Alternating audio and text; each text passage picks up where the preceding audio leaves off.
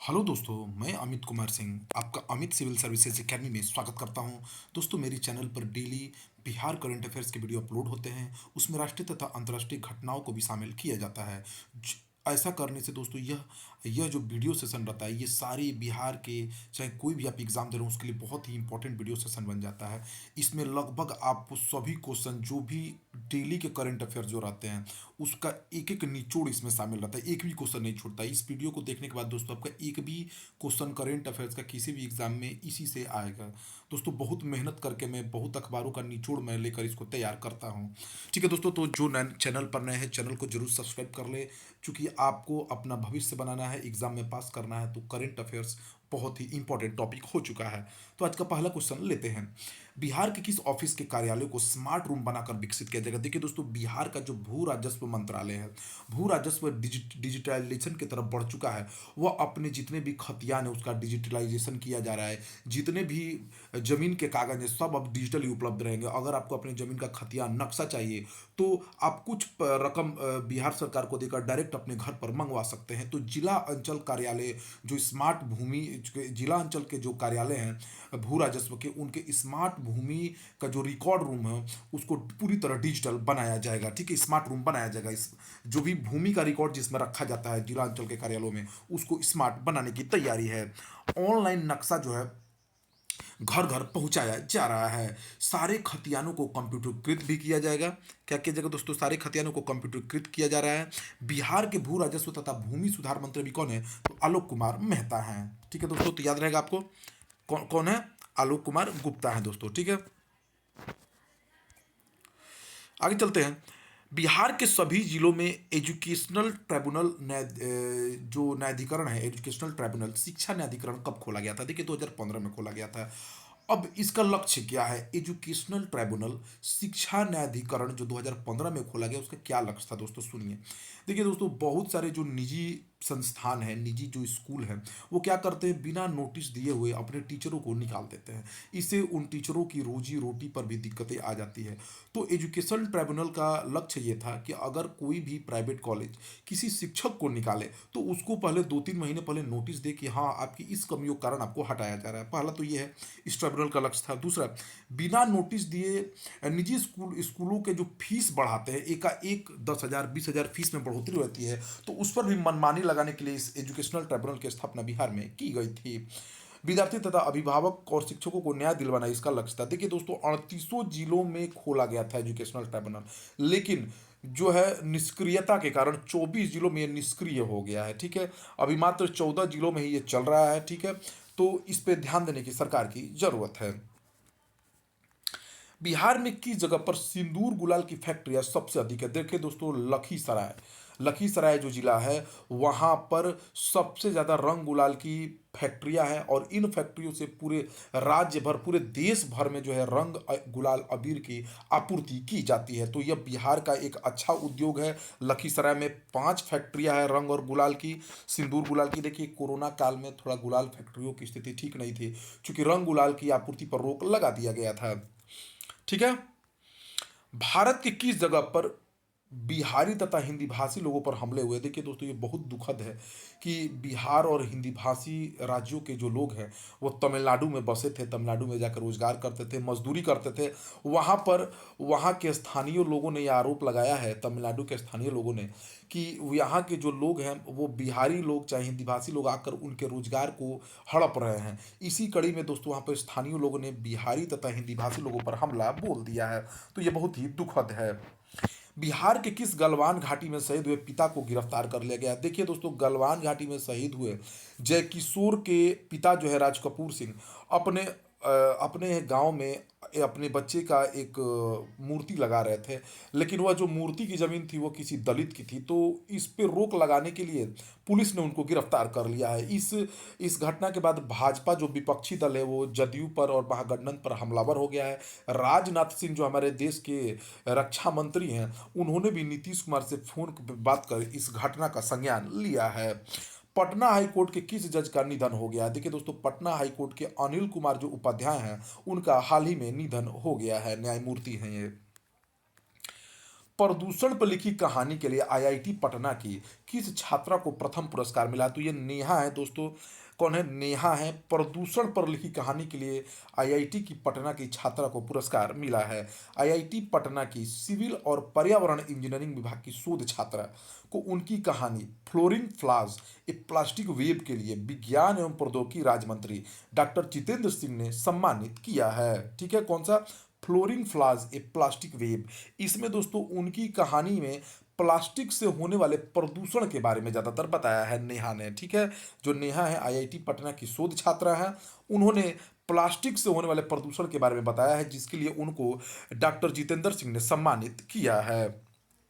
बिहार राज्य का पहला स्मार्ट विलेज कौन बन रहा है दोस्तों? तो बाबरचक। देखिए, बांका जिले का जो रजौन प्रखंड में स्थित बाबरचक गांव है, वो बिहार राज्य का पहला स्मार्ट विलेज बनने की ओर अग्रसर है। वहां पर बहुत सारी मूलभूत सुविधाएं विकसित की जा रही हैं।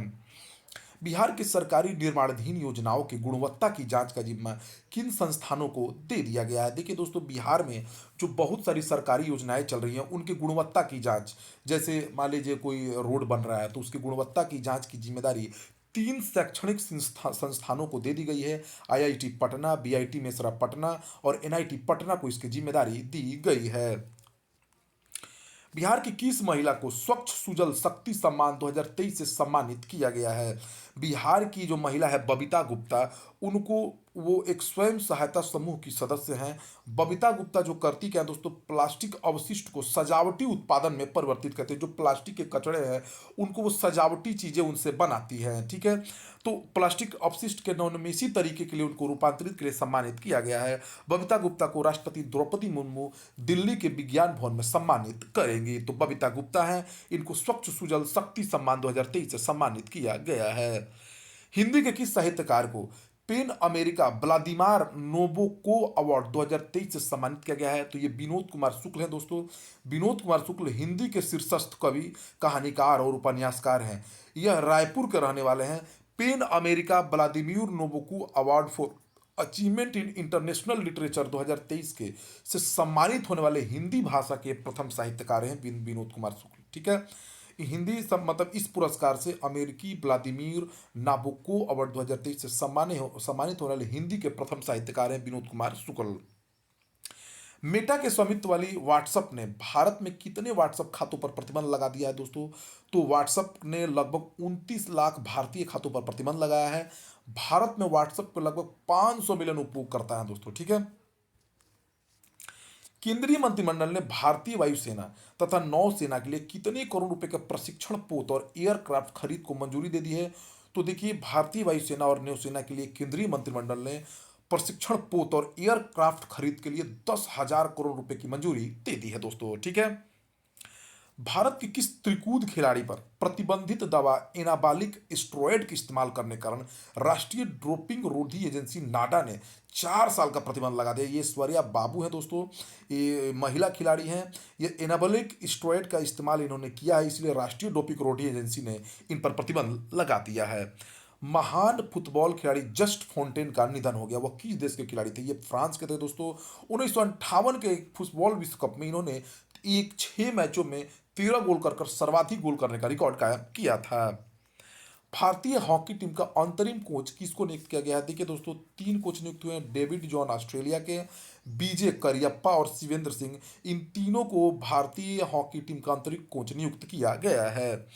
भारतीय क्रिकेट टीम के कौन से गेंदबाज टेस्ट में नंबर 1 गेंदबाज बने हैं? तो रविचंद्रन अश्विन बन गए हैं दोस्तों टेस्ट में नंबर 1 गेंदबाज, और नंबर 1 ऑलराउंडर जो है रविंद्र जडेजा हैं। अभी अबू धाबी में आयोजित एशियन शतरंज महासंघ के वार्षिक सम्मेलन में किसे सबसे सक्रिय शतरंज महासंघ का खिताब मिला है? देखिए दोस्तों, एशिया में सबसे ज्यादा जो अगर सक्रिय कोई शतरंज संगठन है, शतरंज महासंघ है, तो वो भारत का है। अखिल भारतीय शतरंज महासंघ को एशियान शतरंज महासंघ का अवार्ड मिला है। एआईसीएफ ऑल इंडिया काउंसिल और चेस फेडरेशन के जो अध्यक्ष है वो संजय कपूर हैं। तमिलनाडु के सीएम के स्टालिन को मैन ऑफ द ईयर का भी पुरस्कार दिया गया है इसी इसी पुरस्कारों में। भारत में कहां पर जंगली बिल्लियों की दुर्लभ प्रजाति हिमालयन लिंक्स को देखा गया है? तो लद्दाख में देखा गया है दोस्तों जंगली बिल्लियों की दुर्लभ प्रजाति हिमालयन लिंक्स को। पुरातत्वविदों को खुदाई के दौरान कहां पर 34 साल पुरानी कब्र से ब्रेन सर्जरी के सुराग मिले हैं।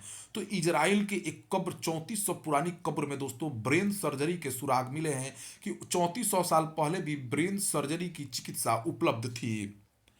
हाल ही में चर्चा में रहा हम्पबैक व्हेल कहाँ पाया जाता है। तो यह ऑस्ट्रेलिया के पूर्वी तट पर हम्पबैक व्हेल गाया जाता है। दोस्तों यह गाना गाकर मादा को जो है पुरुष हम्पबैक व्हेल को आकर्षित करती हैं मादाएं। लेकिन अभी इनके व्यवहार में परिवर्तन देखा गया है, इन्होंने गाना गाना कम कर दिया है। एशिया की सबसे बड़ी साइकिल रेस कहाँ शुरू की गई है। तो दोस्तों श्रीनगर भारत में एशिया की सबसे बड़ी साइकिल रेस शुरू की गई है। किसने थल सेना के vice chief of army staff का पद ग्रहण किया है। तो lieutenant general M V. Suchindra Kumar ने थल सेना के वाइस चीफ आर्मी का पद तय किया है, ग्रहण किया है। थल सेना के प्रमुख अभी कौन है? जनरल मनोज पांडे हैं दोस्तों।